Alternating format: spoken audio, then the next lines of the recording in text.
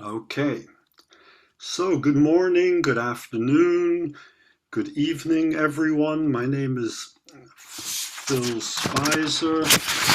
Just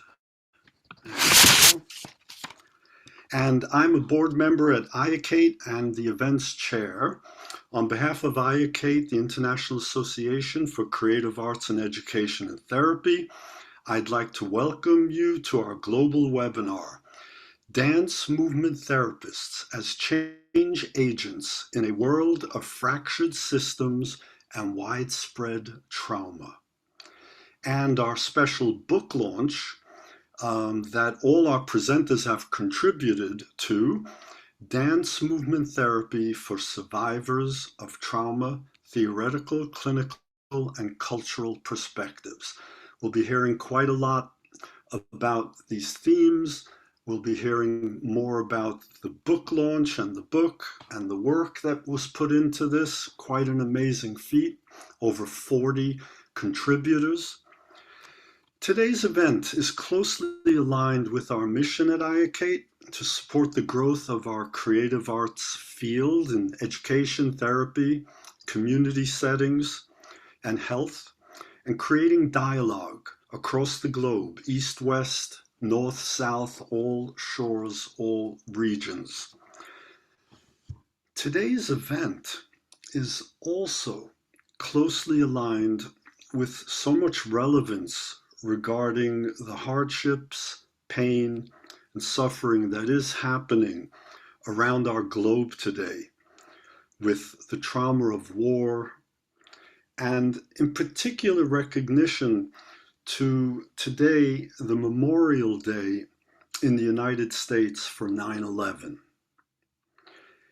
So I would like to invite you all during the course of this webinar, during our time together, to reflect on your own personal connections, on your own local and regional connections, on your own national and global connections to this very incredibly important and relevant theme.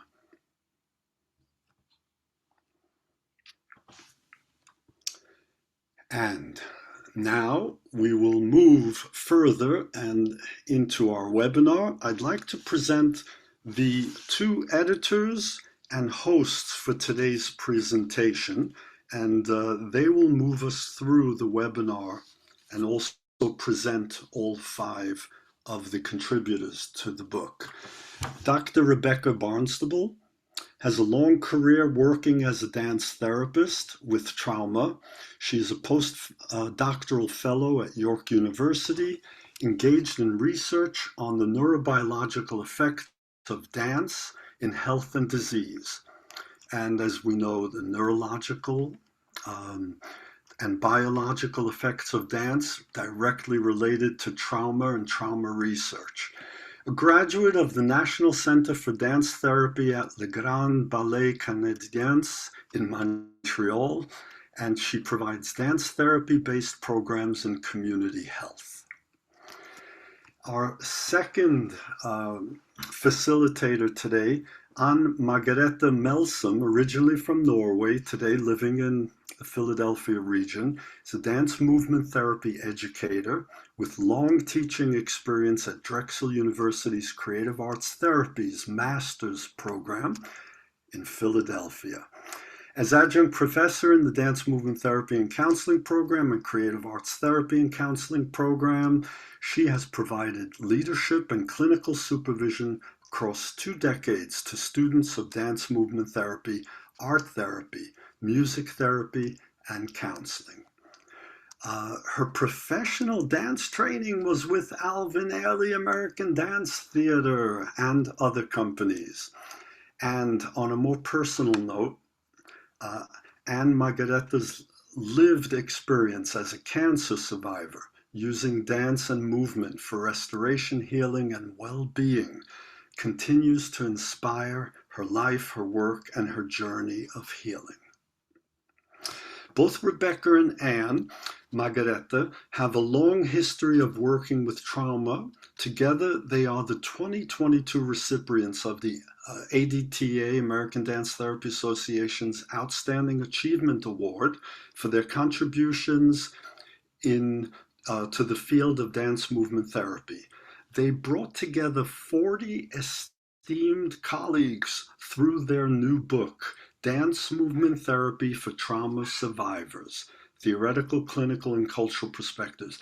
I think this book is going to be an incredible contribution, not only to our dance therapy field, to all of our creative arts therapy and educational fields, and the much broader field of working with trauma. There's an incredible cultural perspective, there's an incredible wealth of experience, not only practical, but a real sense of body and how body and embodiment applies to all work with individuals and particularly with trauma.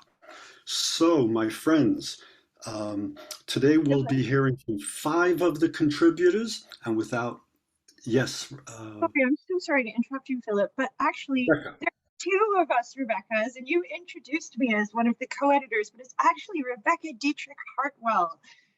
So could you read her bio? Oh no. Okay. Thank you. That was important. I don't have it in front of me, so I'll let Rebecca take care of that. We're improvising here. And thank you so much for that. We're only human, huh? But without much further ado, let's move forward. And Rebecca, if you could please just say a few words about yourself also. My apologies. Rebecca and Anne, they will take it over. Okay, thank you. And thank you, Rebecca, for clarifying. Hello, everybody. Yes, so I am currently a postdoctoral research fellow at Drexel University in Philadelphia.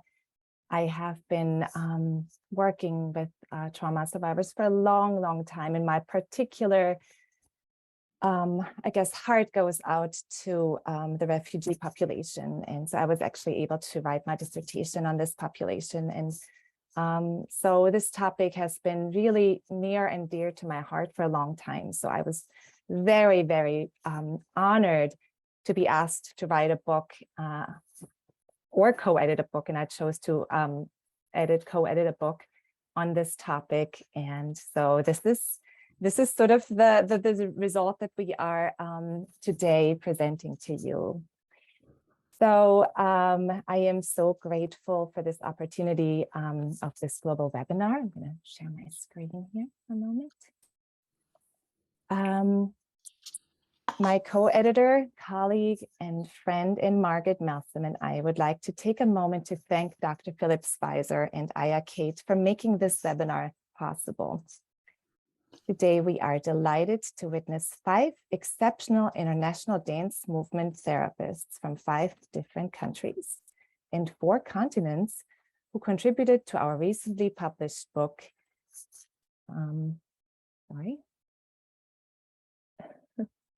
Here we go. Dance Movement Therapy for Trauma Survivors, Theoretical, Clinical, and Cultural Perspectives. Before we hear from the presenters, I wanted to give you some background and details about this book. We actually conceptualized it before the COVID-19 pandemic. Throughout 2020 and into 2021, our vision for the book shifted. We were compelled to consider the palpable global trauma due to the coronavirus, the acute brutality against brown and Black bodies, and the increasing civil unrest seen in the United States and elsewhere. We recognized that this volume was much more than just a record of how dance movement therapy can be applied when working with survivors of trauma, but that it was imperative that it included how our field is affected and changed by global and fractured systems, oppression, marginalization, and the racial and multi-generational trauma all around, and how we as professionals, while dealing with and attending to our own pain and losses, have to understand and respond to the dynamics of sociocultural contexts. For this reason, cultural awareness in clinical work is highlighted in each of the 18 co-authored chapters. With the intent of creating a predictable, regulated holding environment, the chapters are all structured in a similar format. There are 3 sections in this book which take the readers through a journey from core and foundational theories of dance movement therapy, trauma, and cultural healing, through multiple perspectives of clinical applications to wider reaching concepts, including multi-generational trauma, stewardship, and future considerations. A strengths-based resilience thread runs throughout, and the importance of connection, empathy, beauty, and joy is highlighted, along with safety, resourcing, and trust.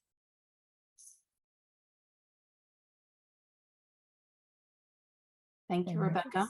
It is my pleasure to introduce the distinguished speakers here today that will share insights from our work featured in the book, giving us examples of ways in which they, as agents of change, create opportunities for healing. The authors represent 3 separate sections of our book. From section 1, named Foundational Concepts in Dance Movement Therapy and Psychological Trauma, Dr. Rebecca Barnstable will present on the neurobiology of trauma. She co-authored a chapter titled Neurobiological Considerations in the Treatment of Trauma from Dance Movement Therapy Perspective. Rebecca is from Canada and is a postdoctoral fellow at York University, as you heard, engaged in research on the neurobiological effects of dance in health and disease. She's a graduate of the National Center for Dance Therapy at Le Grand Ballet Canadien in Montreal and provides dance therapy-based programs in community health. From section 2 of the book, named Clinical Applications with Various Populations, we have 2 presenters. Dr. Ella de Maresque presents on her work in the criminal justice system. She co-authored the chapter titled Dance Movement Therapy, Trauma, and Criminalization, reflecting on feminist and participatory approaches. Ella is from Australia, a dance movement therapist and lecturer at the University of Melbourne, where she teaches DMT in the Master of Creative Arts Therapy program. Her doctoral research project explores women experiences of using DMT within a criminological context.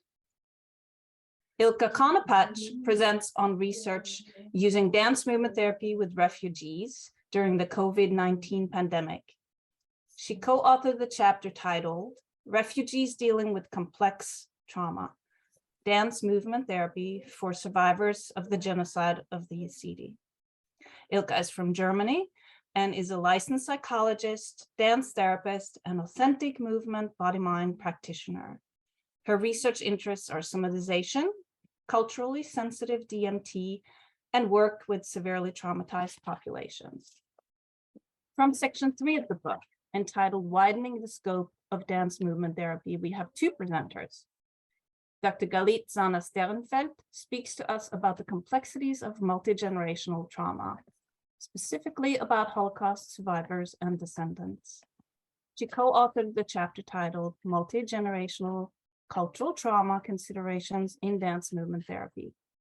Galit is from Israel, and she's an experienced dance therapist and psychotherapist, specializing in children and adolescents therapy and dyadic therapy work with post-traumatic patients. She's a lecturer in the Ornim Academic College of Education and teaches in the Creative Therapies and Education and Play Therapy tracks. Jessica Young presents a healing-centered engagement framework.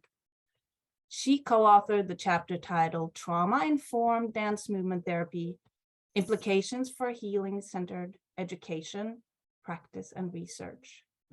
Jessica is from the US and is Associate Professor of Columbia at Columbia College Chicago Dance Center.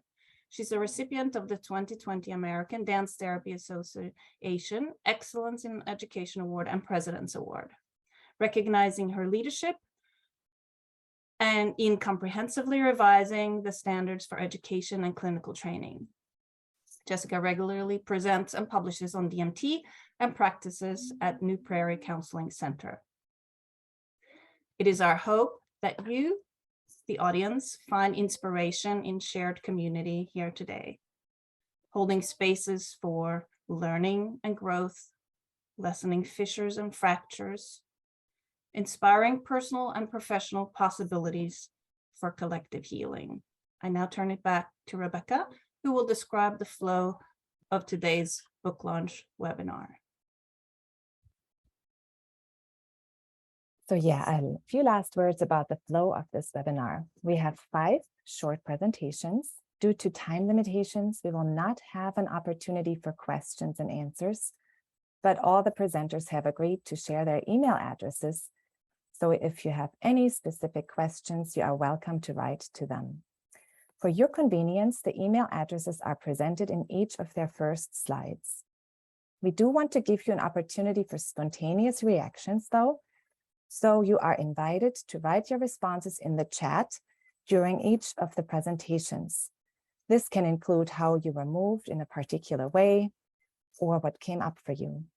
And Margaret and I will take a moment after each presenter to read some verbalizations out loud to give voice to you. There will be a short musical interlude before each presenter. We will conclude the presentations with closing statements. With this, I would like to pass it on to Dr. Rebecca Barnstaple. Thank you very much, Rebecca. I'm going to share my screen. Hello, everyone. Good morning. It is early Sunday morning here in Canada.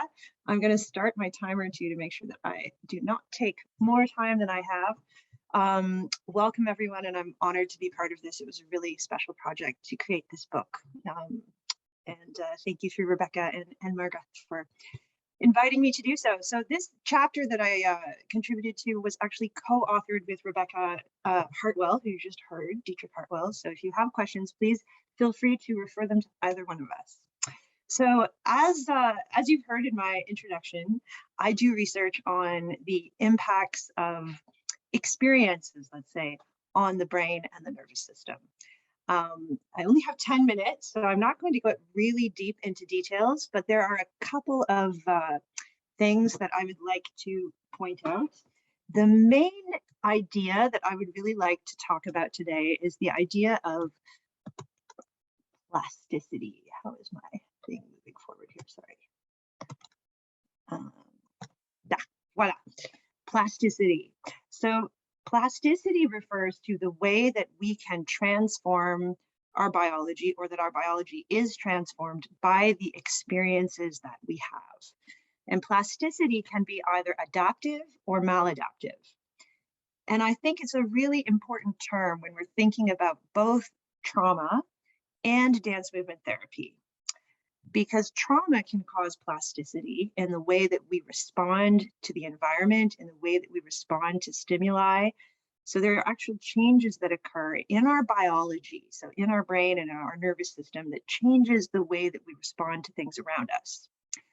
At the same time, dance movement therapy as a physical practice is a way in which we can foster plasticity and help to change in a way that can be more adaptive to situations. So there's a real kind of two-sidedness to this idea of plasticity. So I'd like to share just a few things, some technical things, and then some practical things with you.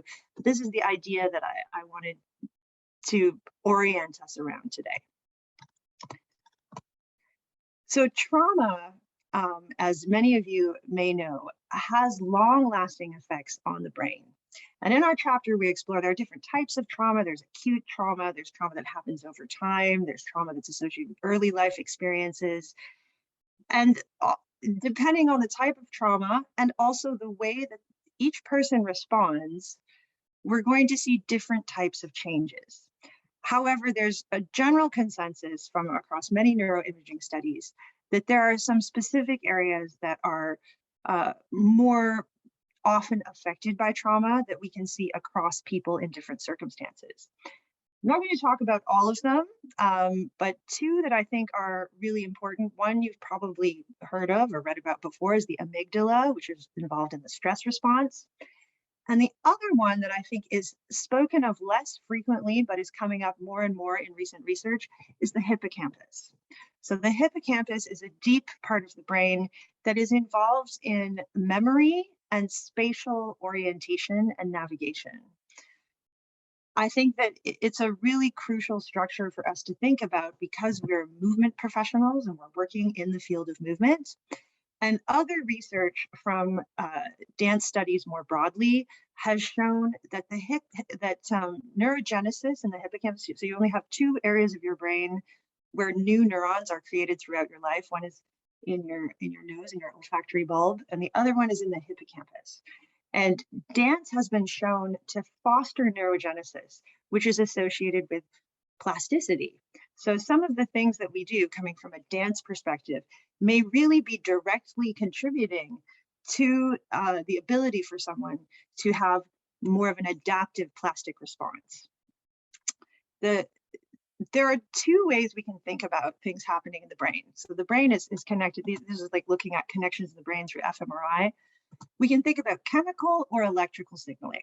So this beautiful diagram Rebecca made, it's in our chapter 3, if you want to look at it more in depth again later.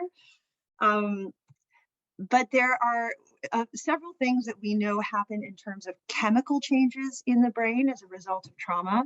We know that there's changes in the HPA axis involving the adrenal system. And we know that that affects the sympathetic nervous system. So we know about these things like hypervigilance, people being in a fight or flight state, people getting stuck in that state. And this has to do with changes in the chemical signaling pathways as a response to trauma. There are also changes in the connections between different brain areas, and these are both chemical and electrical. So there's a lot of really interesting recent research showing that there's changes in the brain areas that connect with the hippocampus. So these are more largely distributed networks. And there's both a positive network and a negative network, so that the hippocampus can be, there can be increased connections that contribute to a more of a sense of hyperarousal and feeling more stressed. There can also be negative connections, so it's disconnections that are associated with being less stressed. So understanding the complexity of how different brain areas are involved within the stress response can really help us as dance therapists start to understand how we can approach things in a more holistic and integrated way. Coming back to this idea of plasticity, I think that the key thing for us to be aware of is that as movement professionals and as people that have a range of tools at our disposal, one of the main things that I like to think about when I work with people is how can I help to foster a state in which adaptive plasticity can occur? So where we can start to change responses to things. In our chapter, we talk about a lot of different tools. One of them, just to give an example, is the window of tolerance, which many of you probably heard of from Segal and others. And this is the idea that we have a window of tolerance in which we have sort of an ideal level of arousal. And there are different ways we can think about approaching this. And one of the other things that we talk about in our chapter is the idea of bottom up versus top down means of engaging with the nervous system. Top down is more things that involve cognitive systems like talking and things like that, whereas bottom up is approaching from more of the sense of movement, body regulation. A lot of the things that we do as dance therapists are going to come from this bottom up perspective. So I just was going to mention a few key elements of dance movement therapy that we all use and how these engage the nervous system. So the first one, and we talk about all of these in the chapter if you'd like to think about it more, is rhythm. Rhythm is foundational to dance movement therapy, and there are two sides to how we can think about rhythm as well. So when we talk about electrical signaling in the brain has its own internal rhythms, and these can become dysregulated for a number of reasons, including traumatic experiences. So a lot of the more recent research on rhythm looks at the idea of entrainment, both inside our own brains and between other people. So we can think of the practice of moving together in synchrony as something that can help regulate the rhythms both internally within the brain and also between people, fostering a sense of connection, which I think was my next one. Yes, I'll put them all up. So connection, in terms of rhythm, there's also been a lot of research about rhythm and social cohesion. And this is the idea that moving together with a group can also foster that sense of connection with others. Another one is beauty. There's been some really nice research around the idea of aesthetics. Movement that is associated with dance is not just exercise. There's a lot of meaning and connection that comes through that. So it's shown that experiences that entail beauty can have a heightened emotional response, and that can help access some of these systems that are involved in the trauma response. And then the last two are ones that I work with a lot. I think a lot about motor learning and reward in terms of plasticity. So coming back to the hippocampus as a key structure that is involved in spatial orienting. One of the things that we do in a group is that we are orienting to others in the room, we're orienting to space, we're paying attention to our body, we're paying attention to parts of our body moving. All of this is are aspects of motor learning, which are engaging that key hippocampal area. And then we also have the idea of reward, which is that once we have a spatial or temporal target, hitting that can be part of this an encouraging dopamine cycle. And dopamine helps consolidate any learning that happens and can also help instantiate new connections and new pathways between things. Okay, so 10 seconds left. So I'll show you one more time. The key idea I wanted to leave you with was plasticity. So thinking about not only how things can impact us biologically, but how can we use tools at our disposal to help take that system, take the process of plasticity and turn it in a way that is more adaptive for someone. That is it. Thank you very much. Thank you so much, Rebecca. Wow, excellent. If you haven't done so, we invite you to put your responses in the chat now, kind of considering what you heard, how that speaks to the healing aspects of dance movement therapy, how it's landing for you right now. So take a moment.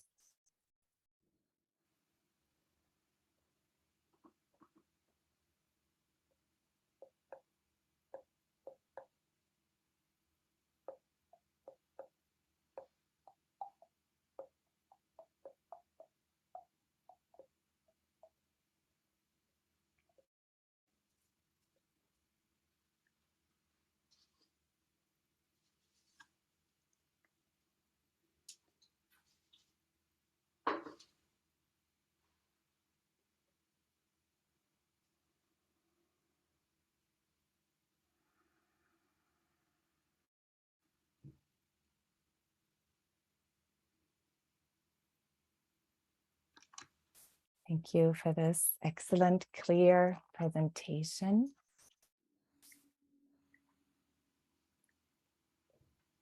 Wonderful to hear such clear details of what's going on neurobiologically.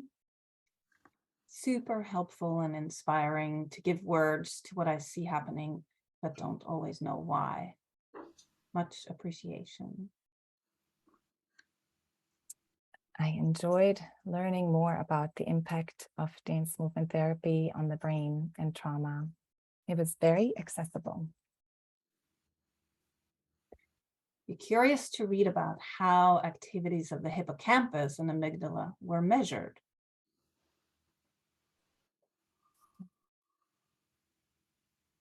That's more complicated, but we can have a longer presentation about that one day.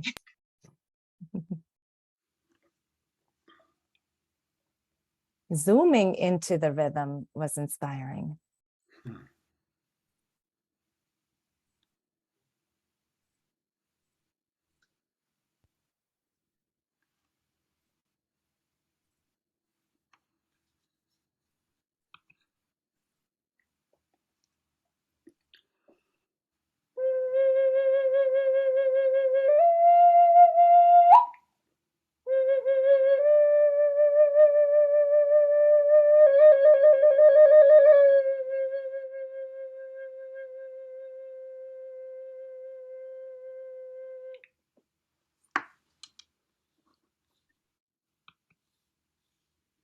Okay, so I might jump in there with my presentation. Thanks so much, Rebecca. That was really fascinating, and it's a really good foundation for what I'll be talking about now. So my name's Ella, wishing you a good morning or evening or afternoon.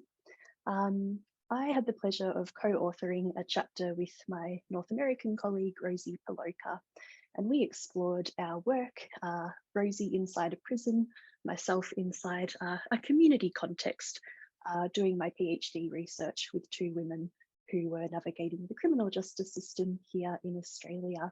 So I'll talk to you a little bit about this process and communicate some of the findings from my PhD research, which was a partnership between the University of Melbourne, the Victorian State Government, and also Stepping Up, which is a local drug and alcohol consortium here in Geelong. And I'd like to also acknowledge that this research took place on Wathaurong country, on Aboriginal land, and I pay my respects to Wathaurong people and ancestors and species. So this is a really context-specific look at dance movement therapy, taking into account cultural differences, taking into account the community-based nature of the work. So I was essentially exploring what dance movement therapy can be when it's practiced outside of a more clinical treatment model therapy room. So I used a participatory research approach to collaborate with various people and to finally engage some women in drop-in brief dance movement therapy sessions.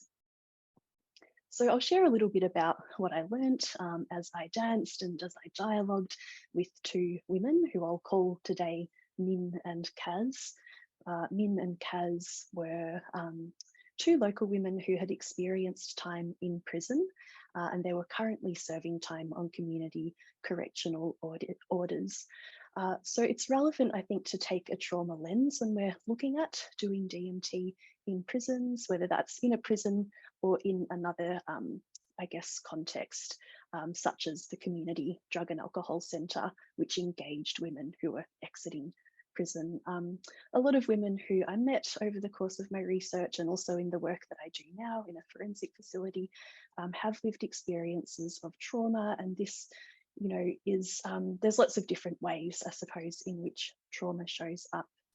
Not to mention, of course, the institutionalized violence and the trauma associated with imprisonment. So women experience frequent acts of dehumanization, such as strip searches in prisons. So at an institutional level, trauma is a really relevant lens to be taking. And also, if we look at this topic from a socio-political perspective, we know that minority groups and particularly BIPOC communities experience well over increased rates of criminalisation, particularly here in Australia, where Indigenous people are overly represented in the justice system. So I took a social justice lens to my research and wanted to really take a bit of a step back from my kind of expert stance as a therapist, and I sought to engage women as experts of their own experience, and I tried to learn from them about what their perceptions were about DMT. And I'll talk to you about how I tried to connect this with trauma literature from our field in order to communicate what I believe to be some of the therapeutic significance of the work that we did. So I'm referring to a couple of workshops or sessions that were fairly brief. They almost resembled a sort of single session or a brief therapy format, which is a little different to closed, contained, more ongoing structures in psychotherapeutic groups. So we'll talk a little bit about that as well. But to just give you a bit of an idea of what some of the women shared with me as we were dancing together, there were a couple of themes that emerged through the qualitative analysis that I did. I took ethnographic field notes and I analysed these using interpretive and inductive research methods. So one of the themes that arose was the idea of fun, the really simple notion of fun and enjoyment. So Min and Kaz were saying things like, you know, it's really good to just muck around and not take things too seriously. We could just have fun. Another idea was fitness. And one woman was particularly focused on the idea that if she did dance therapy, she might be able to meet some physical fitness goals that she had, for instance. Another idea was relaxation. So Min and Kaz described their experience as a pretty relaxed way of getting together, and also a chance for them to kind of step outside of some things that were going on that were quite stressful in their lives. And I just want to acknowledge what Rebecca said in her previous presentation, which was around, all the key elements of dance movement therapy, the aesthetics, the beauty, the rhythm, all of these things, which I think really offer an expanded sense of engagement. So I'm talking about an exercise plus perspective. So I don't think it's really possible to reduce dance movement therapy to just exercise. So I'm talking about, what does dance therapy offer people? It offers exercise, and it also offers many other things such as the aesthetic engagement and the relational context.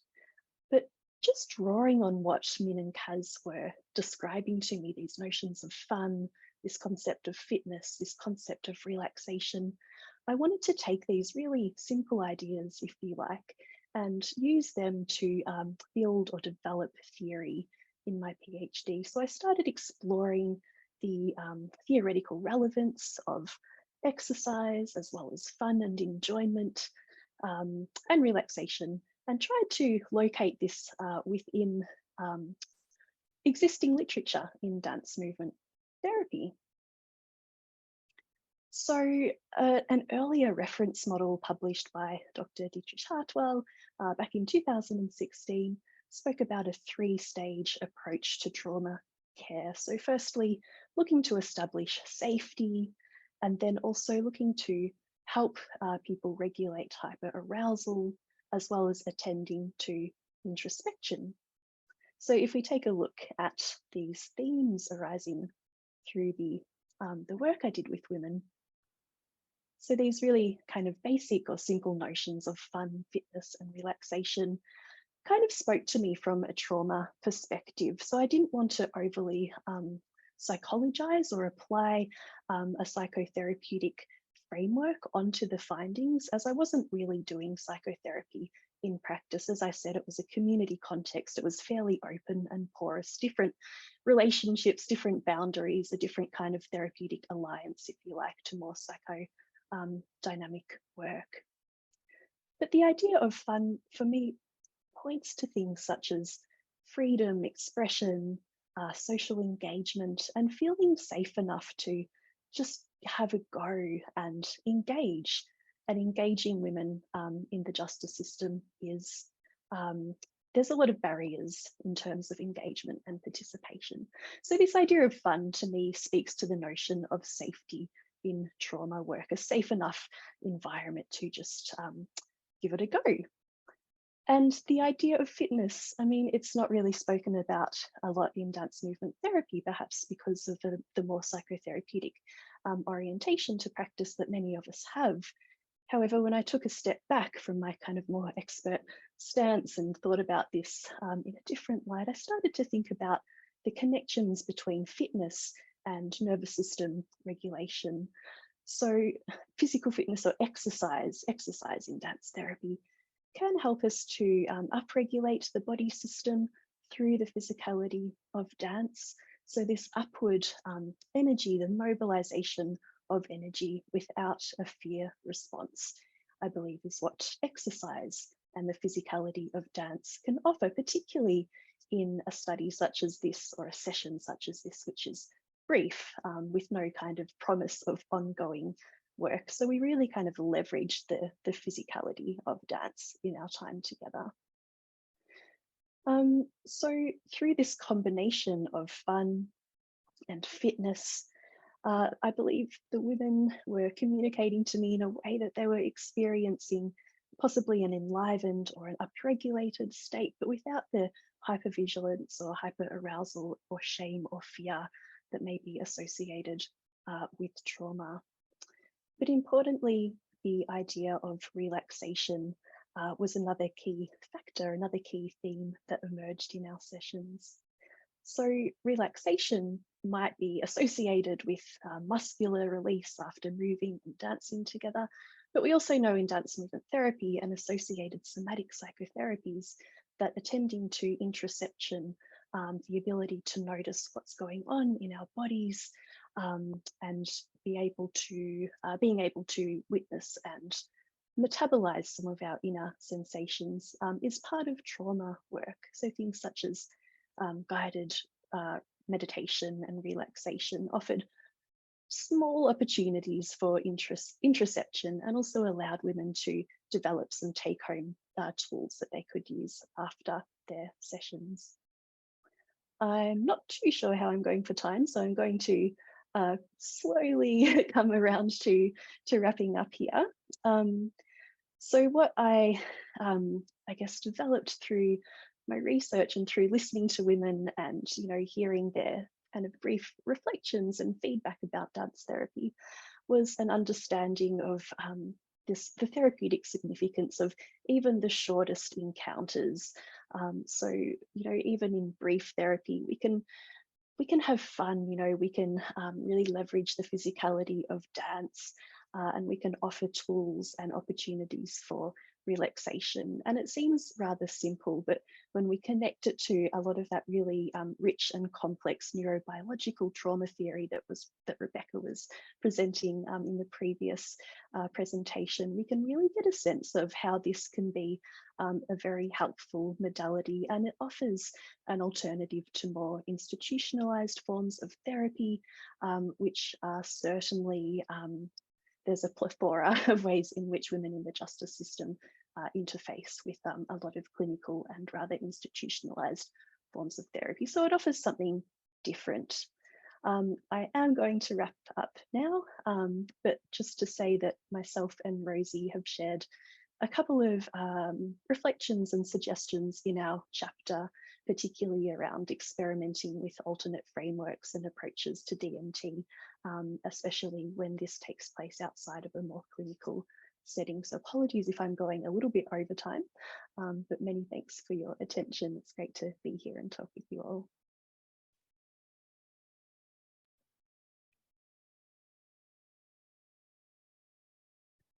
Thank you, Ella. And again, we invite you to write anything that came up for you, anything that really landed for you in a certain way. Please write that in the chat.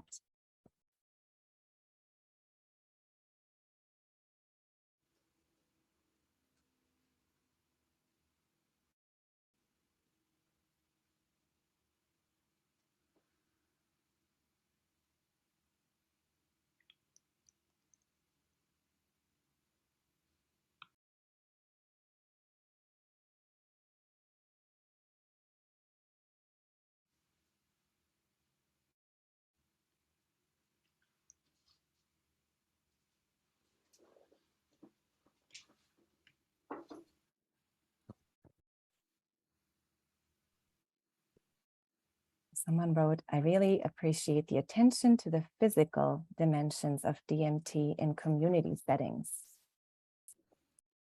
And also a shout out to Ella. Always good hearing about your project, someone says.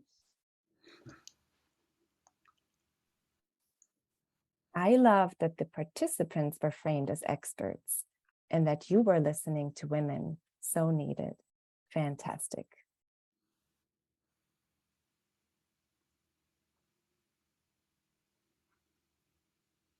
It only takes one experience to feel there could be another way. Such an impactful reminder. Thank you.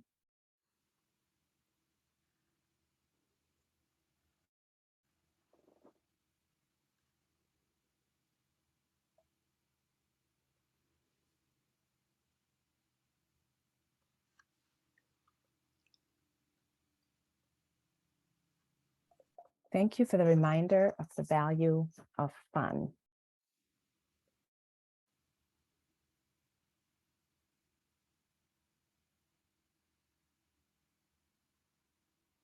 So good to also hear how we work outside of traditional psychotherapy settings. Indeed.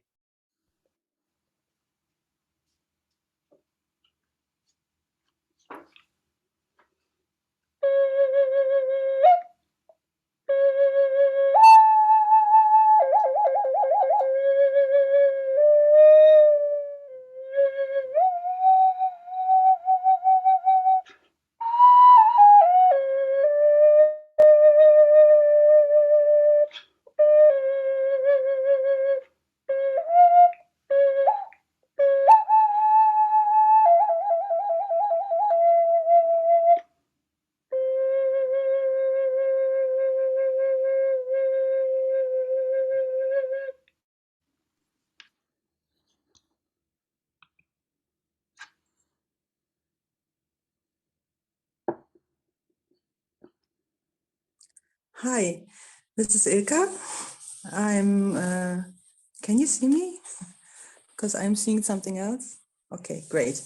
I'm currently talking to you from Spain in Europe. Good afternoon. I worked for the past 3 years with survivors of ISIS captivity with severely traumatized women. And together with Sabine Koch, we wrote the chapter titled Refugees Dealing with Complex Trauma, Dance Movement Therapy for Survivors of the Genocide of the Yazidi. For this first slide, I chose a picture that shows people in, thank you, Rebecca, in Iraq, in Lalej, which is the religious holy space for Yazidi people. And I thought rather than presenting people as victims, I thought it would be nice to start with this strong, beautiful women in front of their holy area. Thank you. If you could go to the next slide, Rebecca, thank you. So first of all, I would like to talk about the Yazidi people a little bit. This is a small monotheistic religious and ethnic community that used to live in Armenia, Turkey, and Iraq. Just before the attack on the Yazidi people, there were around 400,000 people living in northern Iraq. And this is the people we're talking about. In August 2014, the so-called Islamic State, which is ISIS or Daesh, started the attack on the Yazidi because they claim to believe that these are devil worshippers. Within just a few days, they murdered over 3,000 people, mostly the men, whereas thousands of women and children were abducted and subjected to sexual violence, human trafficking, slave labor, etc., etc. Too difficult, I think, for a slideshow like this, but you can imagine everything bad that is in your head really happened. So this was a very difficult situation. In 2019, 70 Yazidi women and children, joined by some male relatives, relocated from Iraq to Brandenburg, Germany, as part of a state program, where they were met by a team of 5 social workers, a psychologist and dance movement therapist, that's me, and we were also joined by an NGO a couple of times a week from Berlin with an art therapist. I would like to add at this point that all of the women I worked with, all adult women, were later diagnosed with severe post-traumatic stress. So the symptoms that you read in the following chart indicate that as well. Now we could go to the chart, to the next slide. Thank you so much. The 4 phases we identified are chronological in the process of the project. We started with a phase that we call building trust.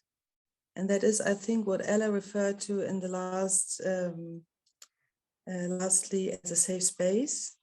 We literally welcomed people from the first minute they arrived in Germany. We picked them up at the airport.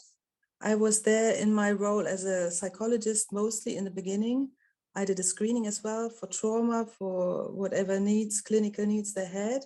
And then as a dance movement therapist, I went from door to door, knocking at doors, introducing myself, talking about what I do and inviting people to take part.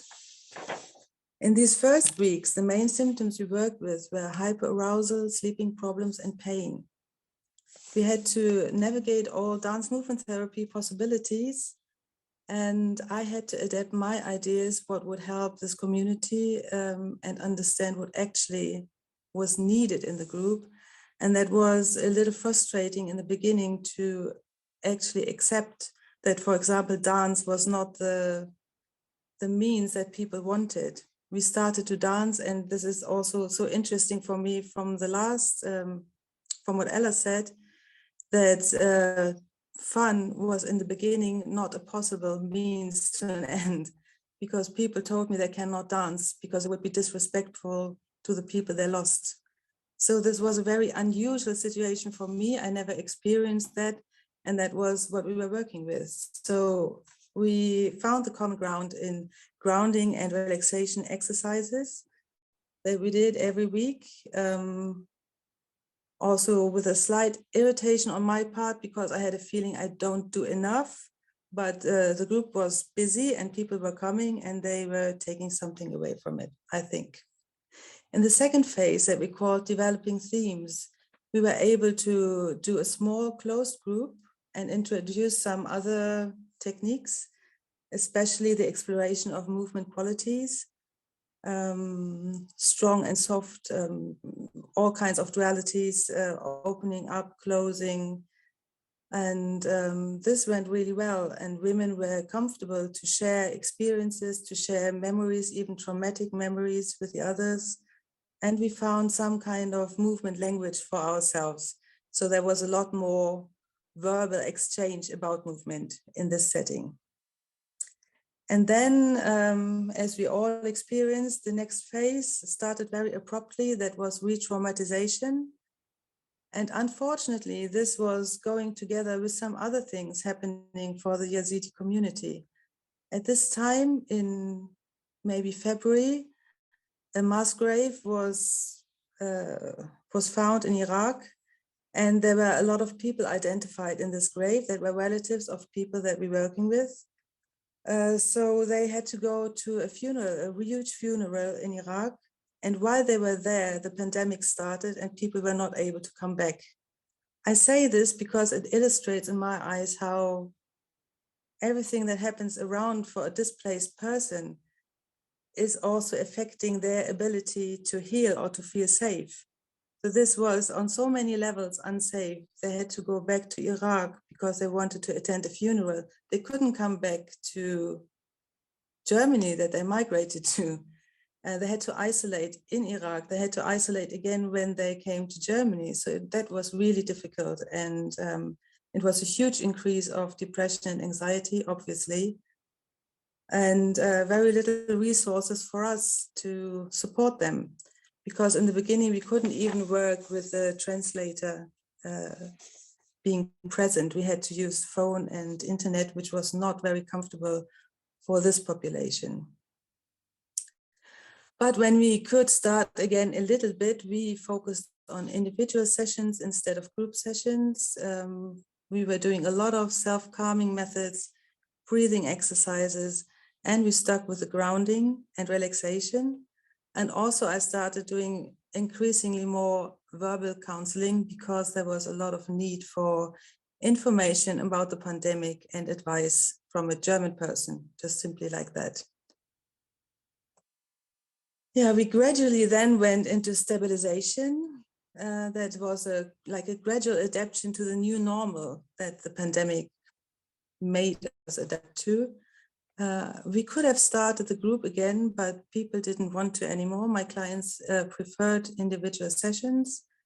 We were then mixing verbal and non-verbal interventions individually. I think we had established the dance movement therapy quite well at that point. And also at that time, a lot of people were referred to psychiatric wards, to psychotherapy, and to external support systems. Yeah, I think I leave out the update from today for time reasons. So we could go to the next slide, Rebecca. Thank you. I would like to reflect on some important factors, I think, in the work with this population. And one is working with a translator in movement. When you work with refugees, and you're lucky enough, like I was, that you can have a translator for your population, there are certain implications for the situation. Maybe I should mention that I was working purely with the Yazidi women, so we only had one language to translate. I know in other groups, there's loads of nationalities, loads of cultures, loads of languages. but we only had this Kurdish Komanji to be translated. So I think one main thing is that you're not in a diet anymore with your client, and you're not the only therapist in the room, at least from the perspective of the participants. So I think it's very, very important to clarify a few things with your group or with your client when you begin working. And the first issue, I think, is trust. It's very important to discuss confidentiality with the group. The translator also can't share anything about what anyone says to the outside, and it's important to state that they're not allowed to, that this is our professional ethic that we stick to. And I think it's also important to explain to the group what a translator can do and cannot do. Quite often there are expectations that the translator is doing some favors, understanding even more, being closer to people than they can actually be in their role. So it's important, I think, to clarify that again and again at the beginning of a session. We did that at the beginning of every session for a few weeks. And I could really see when I forgot to do it, that it was really difficult for the translator sometimes to stick to their boundaries. I also think it's really important to discuss with your translator whether or not they would like to move with the group. And these are all things I did wrong, or that happened to us, that the translator was moving and then she didn't want to anymore for good reasons. And I think there are two ends of a spectrum. It could be either that the translator, and this happened to us, is unwillingly too involved in the group process, and this might not always feel good afterwards for the translator, and also confuse the group process, I think. And the other thing is, now that the translator is not moving anymore, this can also sometimes be difficult when she's the only person not moving in a room. So these are all things to reflect on and to discuss with the person you work, and it depends on personality, on setting, and on the theme of the group.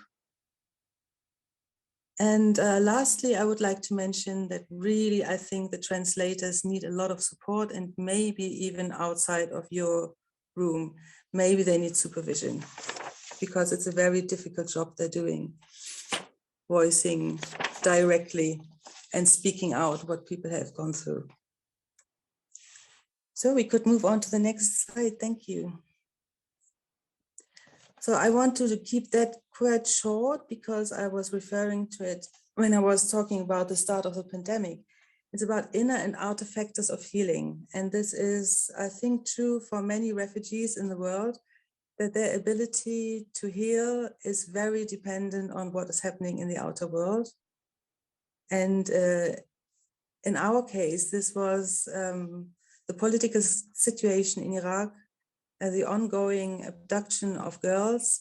There was always news again of other people who had been abducted or killed or maybe set free.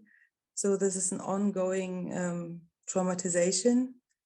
Also, the persecution of perpetrators became much more important when, for example, Germany did some law cases, and really difficult because it depends on how the persecutors are treated and how fair people feel justice has been done or not. Other examples quickly are also media representation. Do people feel seen in their biographies? And I think this is not to be overestimated, what that does to people to be recognized in their biography, or maybe silenced. You know, the need to be seen. Yes, and of course the pandemic we talked about, and what we have currently in Germany is the war in Ukraine that is very present for people, and the safe space that is really the beginning of trauma work is being interrupted for Yazidi people as well, because they feel everywhere I go there's a conflict coming and I'm not safe anywhere. So thinking back to the chart we just looked at, I feel that some people at the moment are going back and forth between re-traumatization and stabilization due to external factors. Okay, thank you, Rebecca. We could go to the next slide now. I'd like to finish this presentation with a call for self-care for movement therapists working with trauma. And I really want to emphasize how important that is. And I would love that to be seen as a professional task to do self-care, because we have to try to be a relationship that is stable and not get ill ourselves. I would really recommend professional supervision because it can help you to manage negative feelings, countertransference, and prevent burnout and secondary traumatization. And it's really important that we keep going to work for the people we work with. Also, a recommendation from my own experience is, if you can, consider a co-therapist for your group work. Severe trauma can cause a lot of attention needed for one person at a time. When somebody breaks down, when there's a dissociation, something like that, do get help and don't do it alone if you can. Yeah, and looking back, I think everything I said also happened to me. Every mistake mentioned in here happened to me as well. There's a lot of learning. It's a challenge. Until now, it has been well worth it. And yeah, I would like to finish with a quote from my friend who's also a dance movement therapist. And she recommended me to take more of my own medicine, meaning do movement myself. And this is really a recommendation I would finish like this. Do authentic movement, do dance therapy, find peers to do something, and don't do it by yourself, but do it, it's worth it. Thank you very much.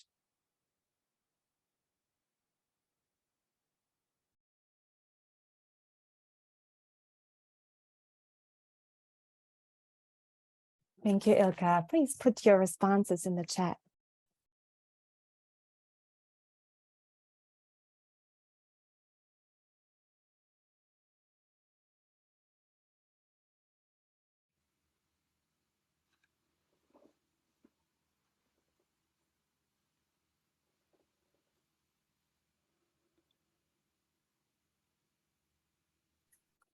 Love the fact that the women,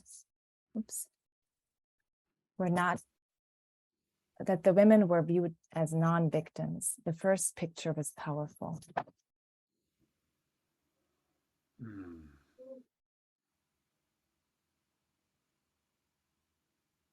Thank you for this excellent synthesis, touching all the aspects to consider.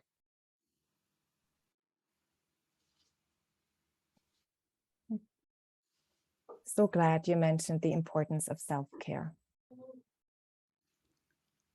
It's a good reminder of the care and consideration required when working with translators.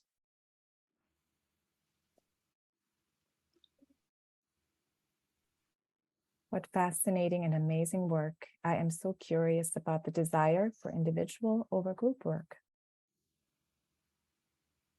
What an inspiring intervention. Thank you for sharing experiences and learning. Did I miss your email? I will write the email in the chat. Thanks so much for sharing your process of gaining the women's trust in dance movement therapy, from knocking on doors. And it's an awesome program, and thank you for all the contribution and work.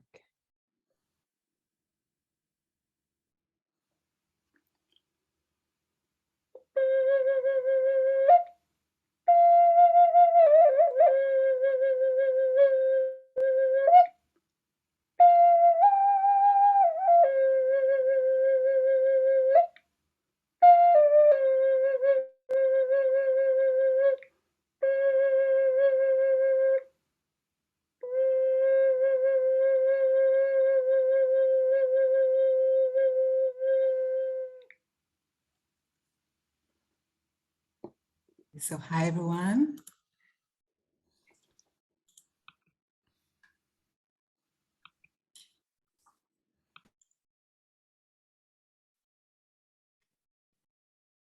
So I'm really thrilled to be here today. I feel very privileged. to participate in the book and to share with you my contribution.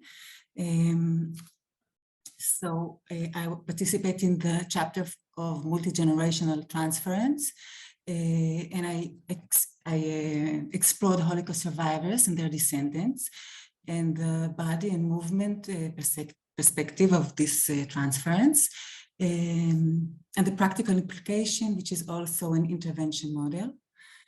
And I choose to begin with a quote of Elie Wiesel, which was a very famous Holocaust researcher about the Holocaust survivors that wrote against the words, not in words, their traumatic experiences.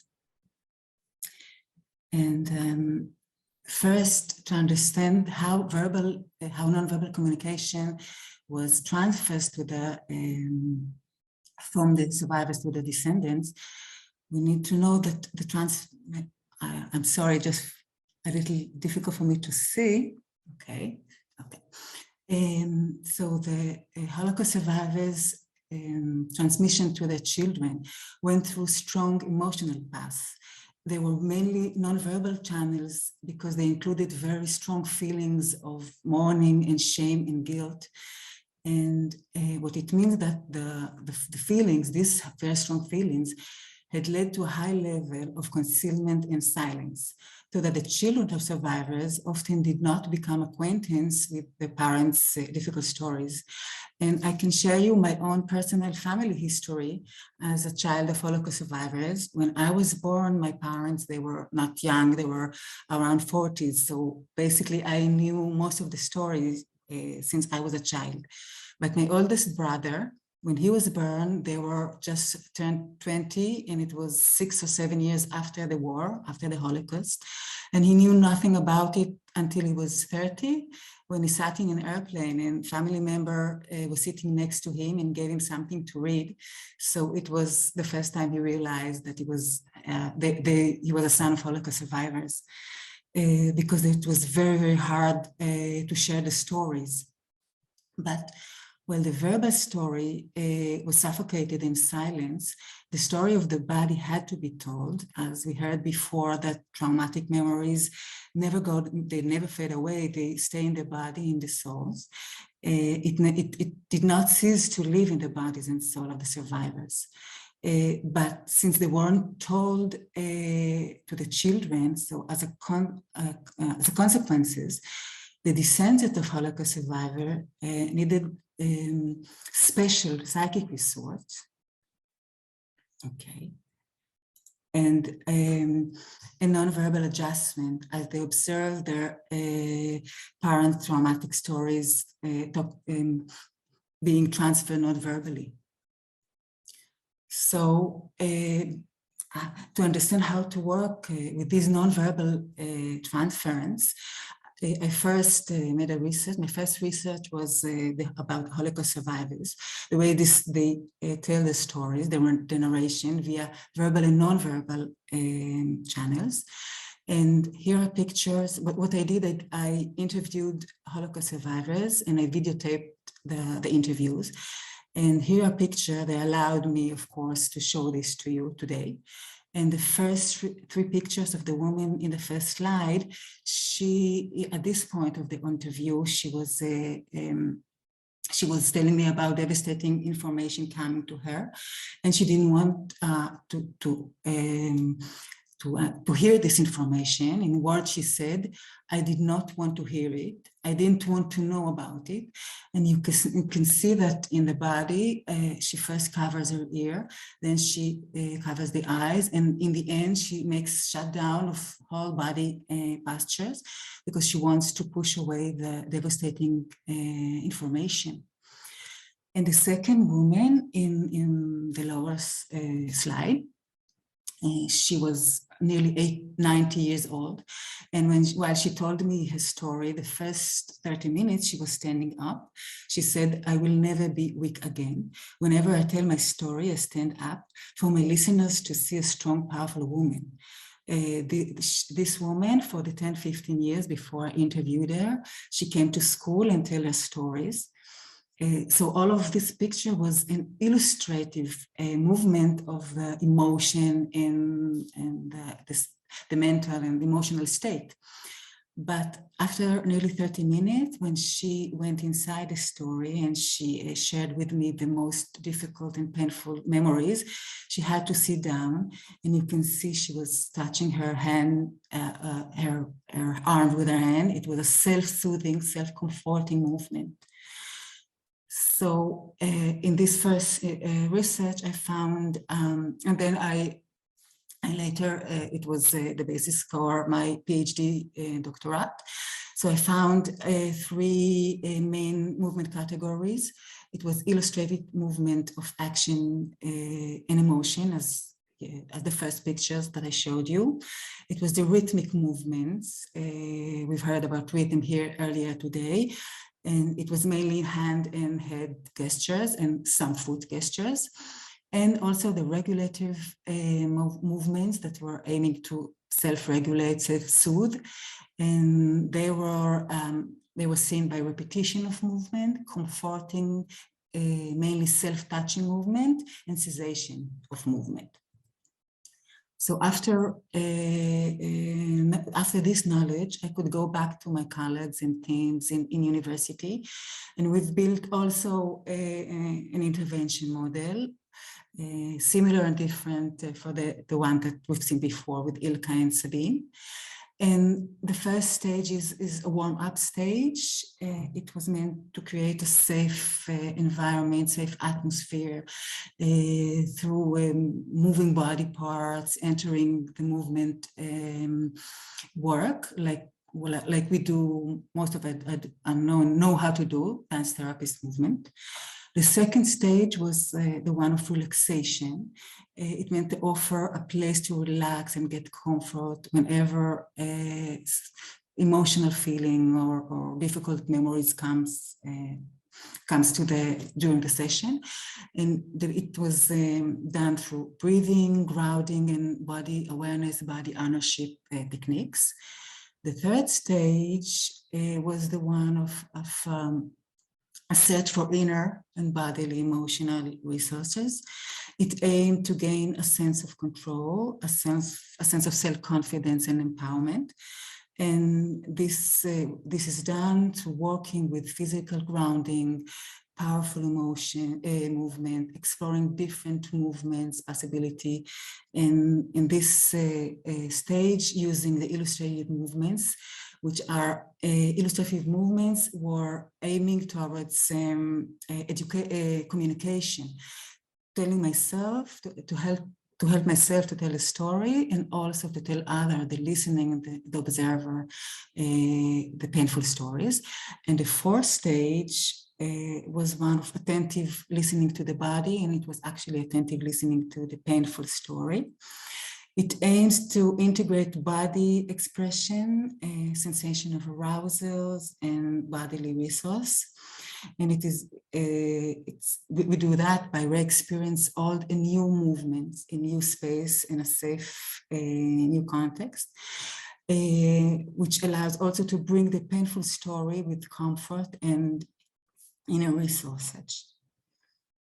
And I want to share with you brief vignettes from therapy of women who are daughters to Holocaust survivors' mother. M is a 5-year-old patient, and G is 58 years old patient, both of them daughters of Holocaust survivors' mother. Both experienced done therapy through this 4 stages model. So M, following the first 2 stages of warm-up and relaxation, M was ready for further deepening and self-exploration. When her movement became heavier and slower, she remembered how her mother used to walk and breathe when she was a little girl. She walked in heavy steps. She had to make many steps and sounds of mourning during her movement and walking. That's the mother. So M realized during the session, during the therapy, how enmeshed she was. She had been with her mother so much that she had actually adapted the way her mother walked and moved. So later in therapy, she then allowed herself to experience a lighter and smoother movement. So now she could move between two ages, the heavy and the heavy weight to the lighter, heavy walking to lighter walking. And she had similar but different but similar insight. She sought treatment because of an extreme restlessness that increased over time, and a compulsive need to be in motion, a compulsive need to clean her home. She was very restless. She was moving all the time. And during the treatment, she then remembered the high arousal of her mother, a Holocaust survivor, who used to walk back and forth through the paths of the villages where she lived for long hours. She did this, she had to, when she was in a concentration camp, she had to do this because this was a symbol of her health, and it saved her from the gas chambers. So her daughter now said, I never imagined how much I would follow in my mother's footsteps. And she said later that it was also in a verbal and non-verbal manner, because as she was watching her mother and as she was watching herself and understanding how many she took to herself, to her body, and the way she moves and feels in the world. And she too, like Anne, experienced through the therapy, through the stages, the ability to move from very quick and restlessness movement and being in the world to a lighter and easier and easy breathing, maybe. I think it's best to say for herself. Okay. So this was a brief sharing with you. Thank you. Thank you, Khaled. Thank you very much.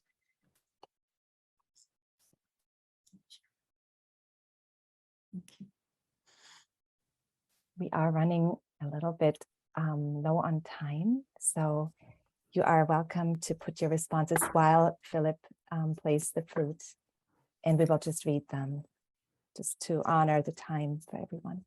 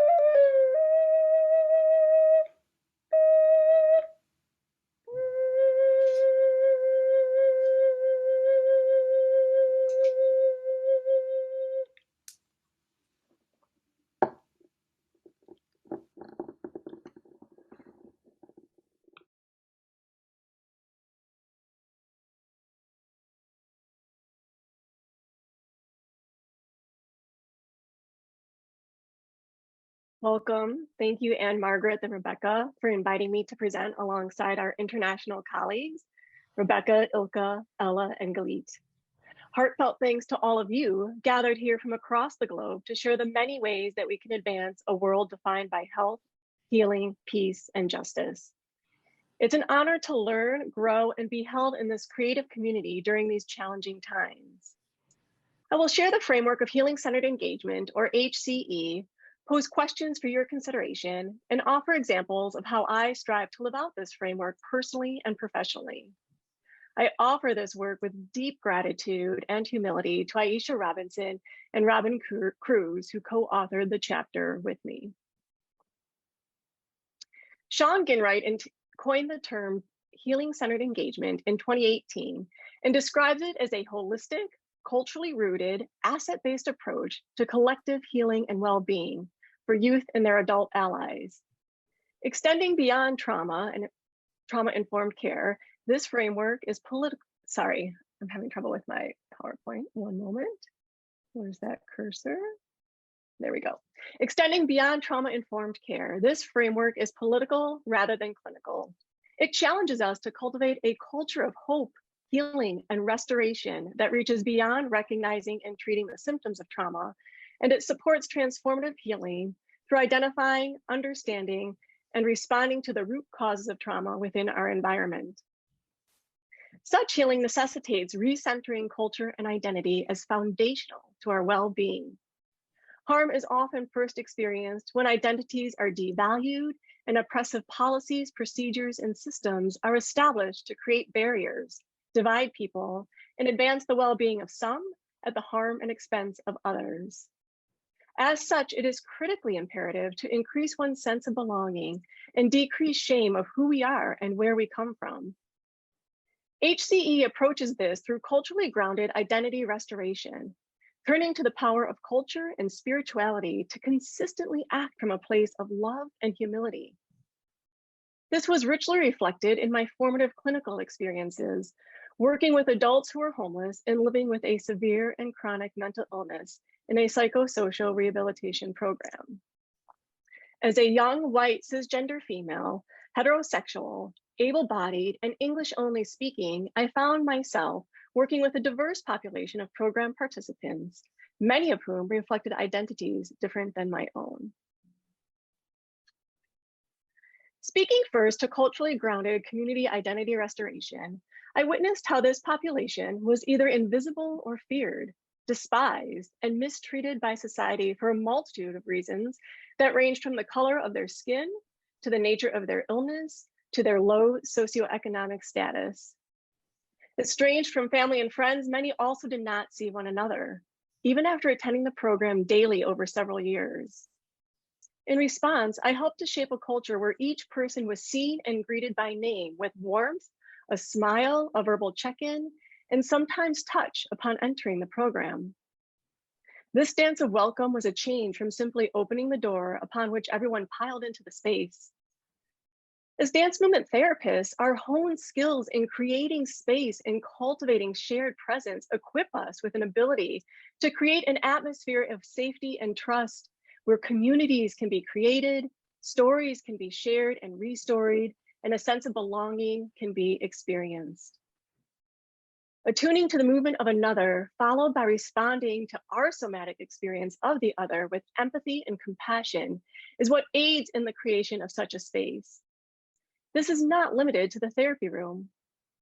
In my work with the homeless, much of the healing occurred within the milieu and community outings where I engaged with participants in sharing stories.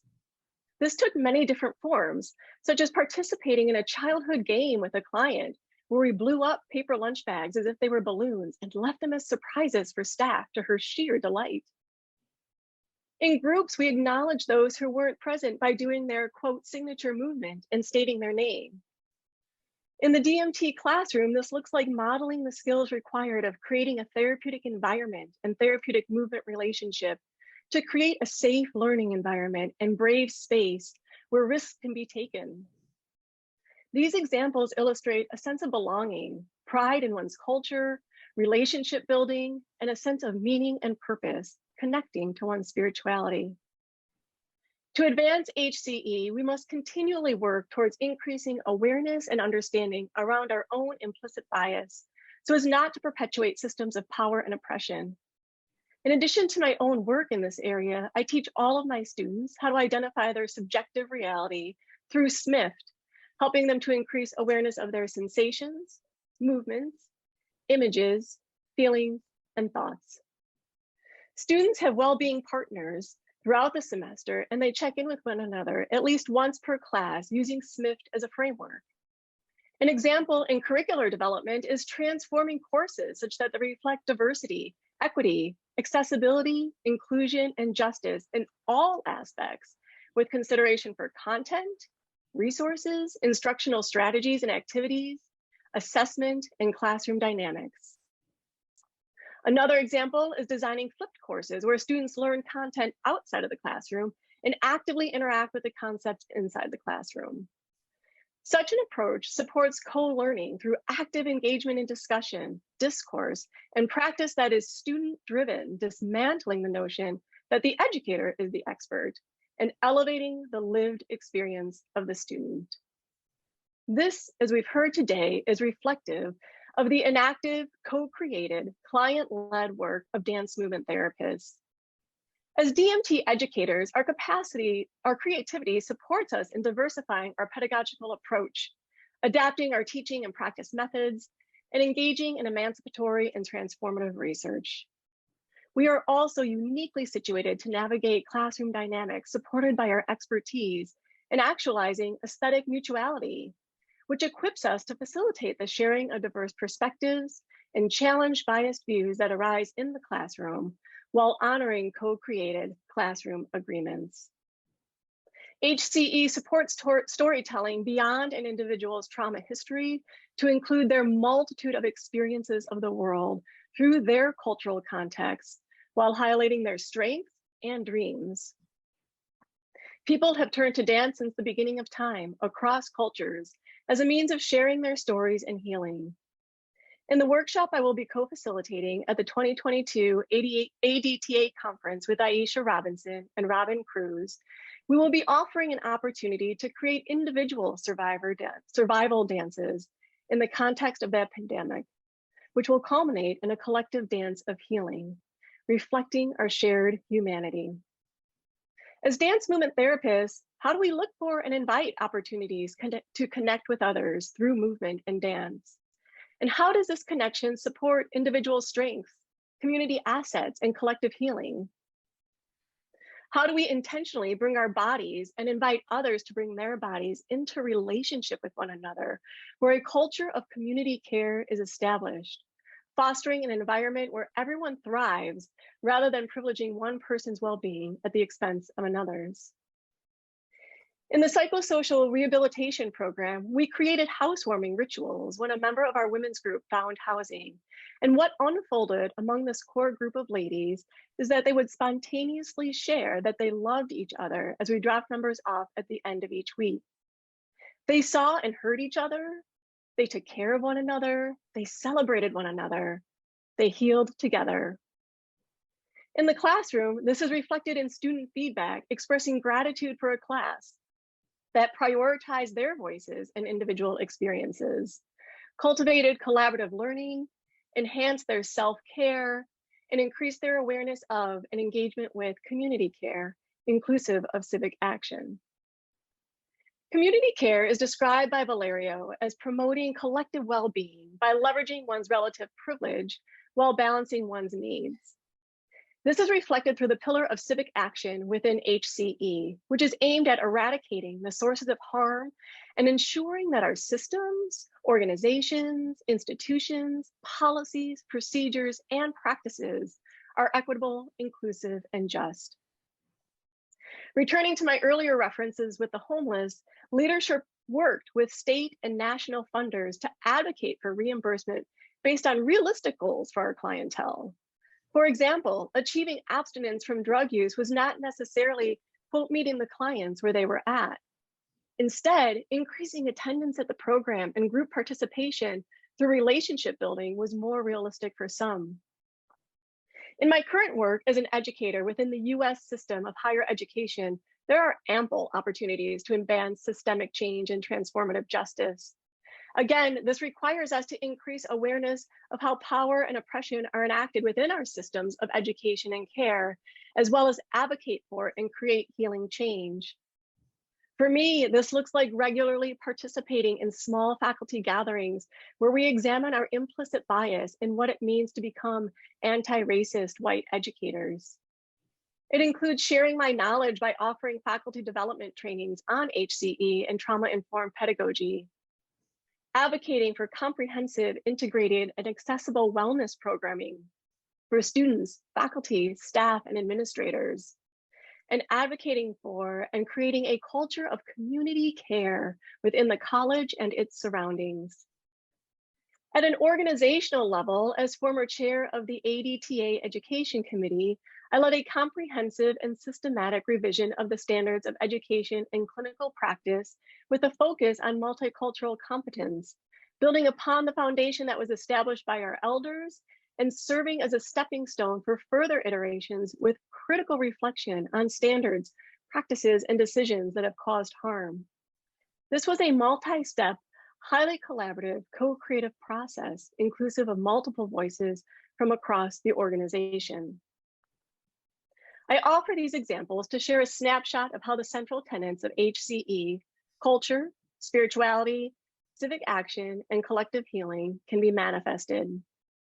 In closing, we have much to offer towards cultivating HCE, not just as creative arts therapists, but as fellow human beings who are tasked with sharing space and time together on this sacred earth where our well-being is dependent upon the well-being of others. With sincere gratitude.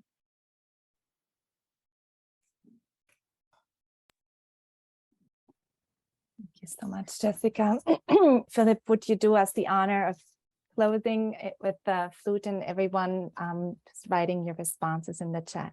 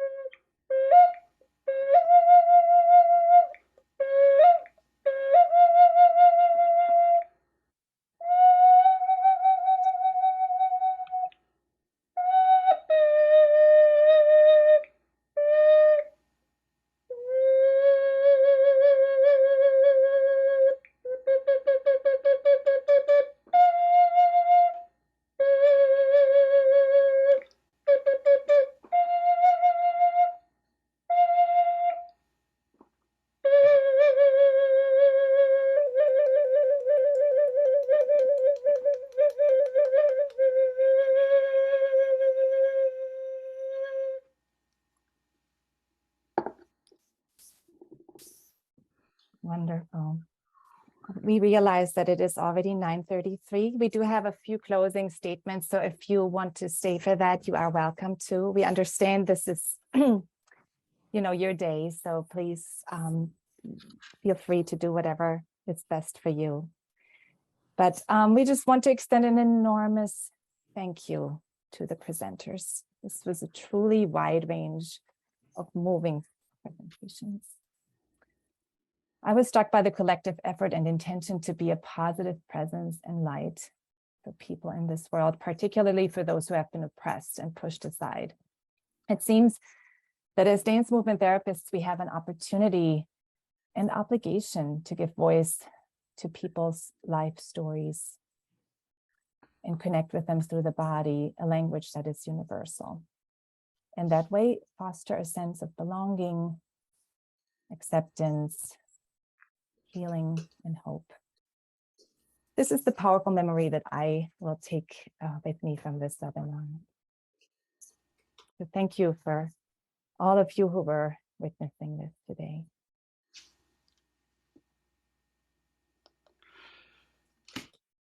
Yes, and I just want to say, I think you're done, Rebecca and Margaret?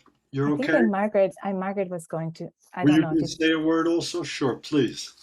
I just would like to thank everyone and also honor all the co-authors that were involved in writing these chapters, including Dr. Rebecca Dietrich-Hartwell, Rosie Paluca, Dr. Sabina Koch, Selena Coburn, Dr. Angela Grayson, Aisha Robinson, and Dr. Robin Flaum Cruz. And I'd like to just close with everyone finding a movement. Finding a movement that reflects where you are in this moment, as we have heard these beautiful, powerful, sometimes very difficult presentations. Thank you.